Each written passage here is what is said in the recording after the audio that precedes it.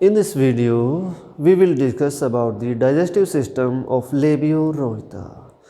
Labiorhyncha is the type study of Osteichthyes, class Osteichthyes, जिसकी super class है Pisces और infra class है टीलियोस्टाई। लेबियोरहिता इसका हम पढ़ेंगे डाइजेस्टिव सिस्टम। किसी भी एनिमल का जब हम डाइजेस्टिव सिस्टम पढ़ते हैं तो हम देखते हैं कि उसका बॉडी प्लान कैसा है। बॉडी प्लान डिपेंड करता है उसकी डाइजेस्टिव ट्यूब पर। दो पार्ट्स होते हैं डाइजेस्टिव सिस्टम के, एक है डाइजेस्टिव ट्रैक्ट और दूसरा है डाइजेस्टिव ग्लैंड्स। डाइजेस्टिव ट्रैक्ट यदि इनकम्प्लीट है तो उसमें उन एनिमल्स में होता है ब्लाइंड सैक बॉडी प्लान, और वो एनिमल्स जिनमें कंप्लीट डाइजेस्टिव ट्रैक्ट होता है, कंप्लीट डाइजेस्टिव सिस्टम होता है, उनमें होता है tube within a tube body plan. तो जिन एनिमल्स में ब्लाइंड सैक बॉडी प्लान है उनमें एक ही ओपनिंग होती है डाइजेस्टिव ट्रैक्ट की फॉर इंजेशन एंड इजेशन।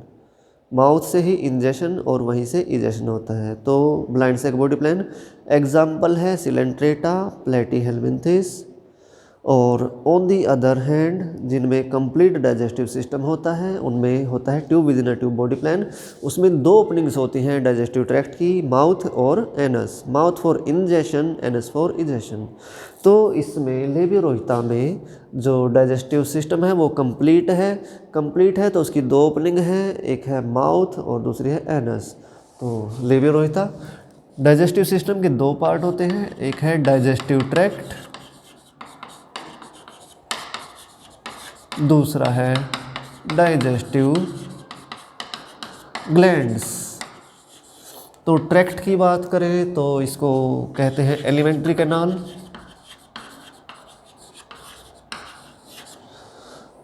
जिसकी दो ओपनिंग है, कंप्लीट है। और ग्लैंड्स की बात करें तो ये है इसके पास लिवर और पैनक्रियास, लिवर और पैनक्रियास। ठीक है, तो पहले हम बात करेंगे इसके डाइजेस्टिव ट्रैक्ट की। तो डायग्राम बना लिया जाए डाइजेस्टिव ट्रैक्ट का। तो बना लेते हैं इसका डाइजेस्टिव ट्रैक्ट, उसका डायग्राम। तो फिर से हमने काट दिया उसको, फिश को। और माउथ हम जानते हैं स्लिट लाइक होता है, इसका वाइड होता है माउथ। और ओरल कैविटी की जो रूफ होती है वो आर्च्ड होती है और जो फ्लोर है वो फ्लैट होता है। और ये है इसके ओपर्क्यूला,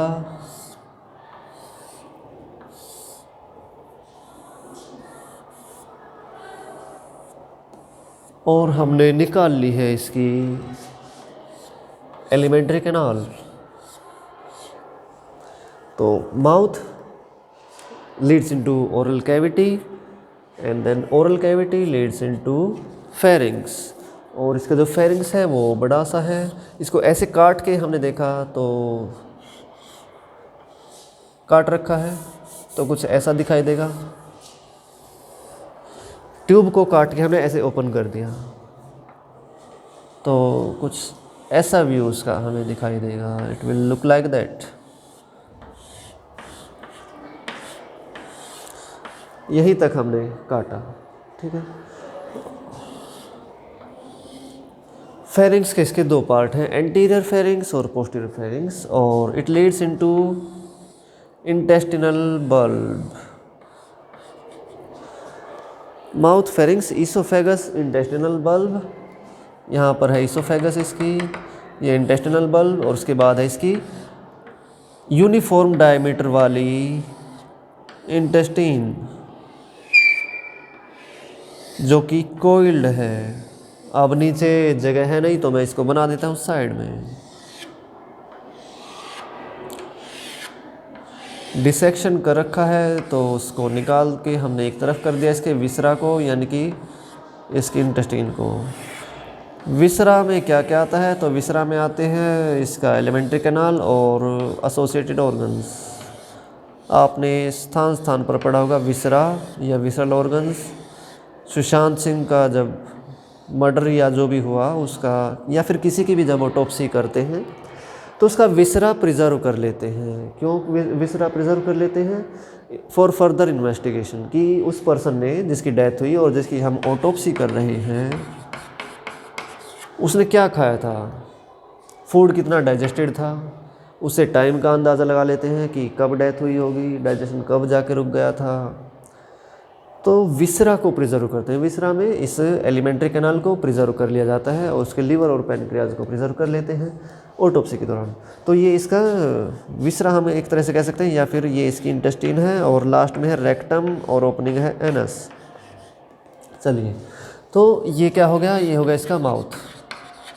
माउथ कैसा है, वाइड है, स्लिट लाइक अपर्चर है और it leads into oral cavity.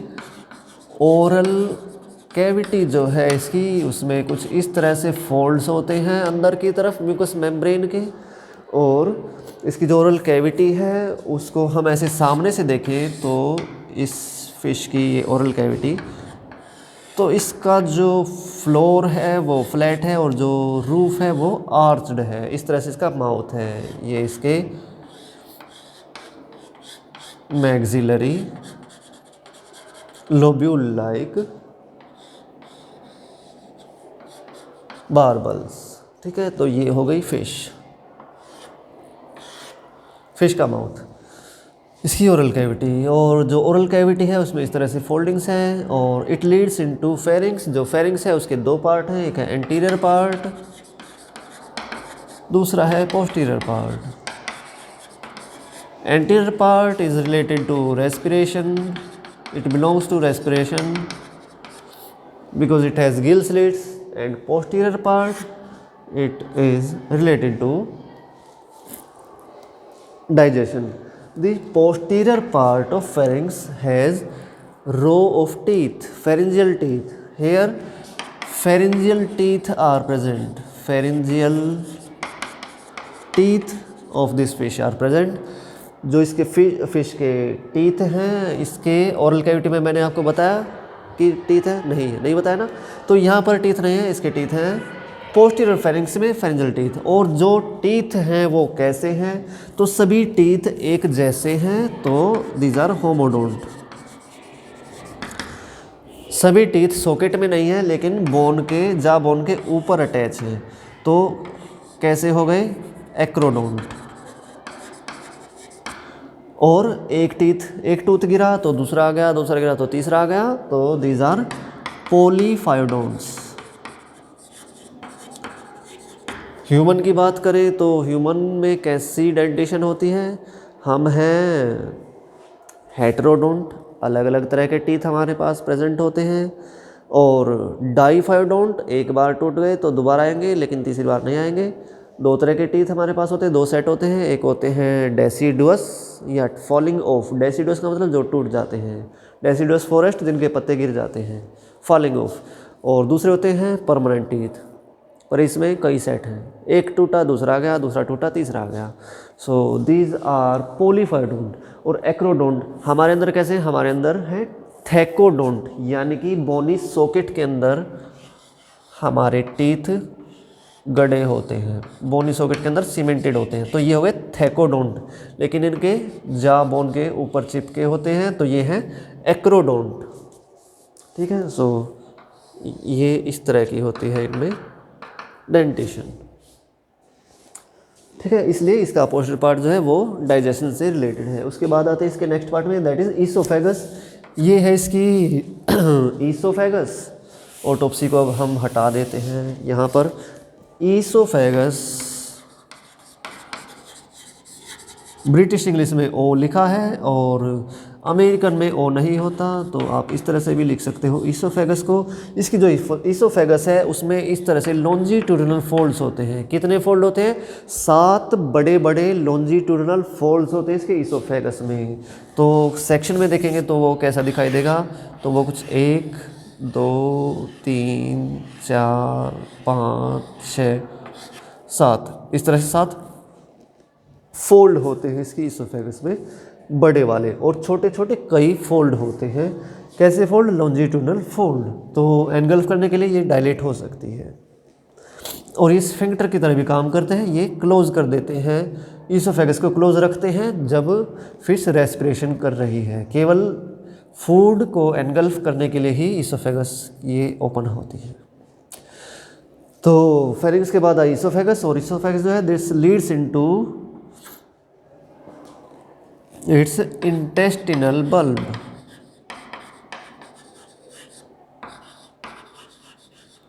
Stomach, true stomach is absent. Instead of that, intestinal bulb is present. It is wide part of intestine. It leads. It has two parts: cardium and pylorus. Cardium and pylorus. Cardiac part, pylorus part. This leads into intestine. The liver, which is bilobe, opens the duct coming from liver and gallbladder open in the cardium part of intestinal bulb. Then intestine is having the uniform diameter, सारी जगह पे diameter एक जैसा है इसका, narrow tube है, ये thin walled tube है, और यहाँ पर होता है, यहाँ से डाइजेशन शुरू हो जाता है और डाइजेशन और एब्जॉर्प्शन होता है। लास्ट में जाके एक डायलेटेड सा पार्ट है रेक्टम, ये भी थिन वॉल्ड है रेक्टम, ये फीकल मटेरियल को स्टोर करके रखती है, और it opens outside through anus. Anus is the opening for egestion. Egestion के लिए जो ओपनिंग है दैट इज़ एनस। तो ये है इसका डाइजेस्टिव ट्रैक्ट। और इसके डाइजेस्टिव ग्लैंड्स की यदि बात करें तो दो तरह की डाइजेस्टिव ग्लैंड्स के पास होती है, और वो ग्लैंड्स हैं लिवर और पैनक्रियाज। इसका जो लिवर है वो बाइलोब्ड है, लेफ़्ट और राइट लोब्स इसके लिवर की होती हैं और वो आपस में जुड़ी होती हैं, और इनसे आती हैं बहुत सारी डक्ट्स, वो फ्यूज़ हो जाती हैं एक कॉमन डक्ट में। और यहाँ पर एक और चीज़ क्या प्रेजेंट है, इसका गोल ब्लैडर, जो कि बाइल को कलेक्ट करता रहता है, और डाइजेशन के टाइम पे ये ज़रूरत पड़ने पर कॉन्ट्रैक्ट होता है और अपने कंटेंट को बाइल को सिक्रेट कर देता है, रिलीज़ कर देता है cardium part of intestinal bulb में। तो ये इसका लिवर है जो कि बाइलोब्ड है, उससे कई डक्ट्स अराइज होती हैं डिफरेंट पार्ट्स से, anterior part, posterior part. Ducts arise हुई वो कॉमन एक बाइल डक्ट बनाती हैं जो कि गोल ब्लैडर से भी आती है, गोल ब्लैडर से आके कॉमन बाइल डक्ट ओपन हो जाती है इसके कार्डियम में।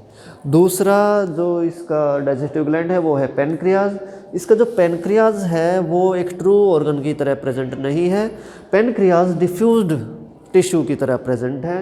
कुछ तो टिश्यू इसके लिवर में ही प्रेजेंट है पैनक्रियाज का, जो कि पैनक्रियाटिक एंजाइम्स प्रोड्यूस करता है, और कुछ इसकी इंटेस्टाइन के पास की जो मीजेंट्री है, मीजेंट्री जो कि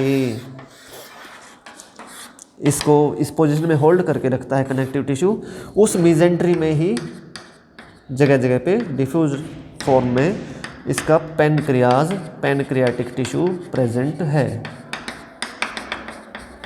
ये डाइजेस्टिव एंजाइम सीक्रेट करता है और लिवर बाइल सीक्रेट करता है। तो इस तरह से ये हो गए इसके डाइजेस्टिव ग्लैंड्स। तो डाइजेस्टिव सिस्टम हो गया कंप्लीट। और यदि बात करें फिजियोलॉजी की तो कैसे फीड करती है, सीधी सी बात है कि ये माउथ से इनटेक करती है फूड को, और ओरल कैविटी से होते हुए वो फूड आता है इसके फेरिंग्स में। पोस्टीरियर पार्ट ऑफ फेरिंग्स में एक होते हैं टीथ जो उसको ग्राइंड करते हैं। फूड क्या होता है इसका, फूड होते हैं अलगी और कुछ सेक्युलेंट एक्वेटिक प्लांट्स, उन पे फीड करती है। जो भी प्लांट्स इसको मिल जाते हैं, हर्बीवोर होती है ये।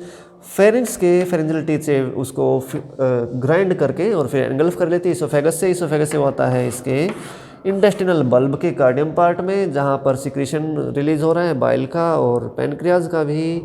वहाँ से फिर डाइजेशन होते हुए पहुँच जाता है कार्डियम के बाद पाइलोरस में। पाइलोरस से फूड एंटर करता, बोलस एंटर करता है इसके इंटेस्टाइन में, और वहाँ पर भी डाइजेशन चलता रहता है और एब्जॉर्प्शन होता रहता है। Different types of enzymes are there in its pancreatic juice, जो कि डाइजेशन में हेल्प करते हैं। ये इसका डाइजेस्टिव सिस्टम।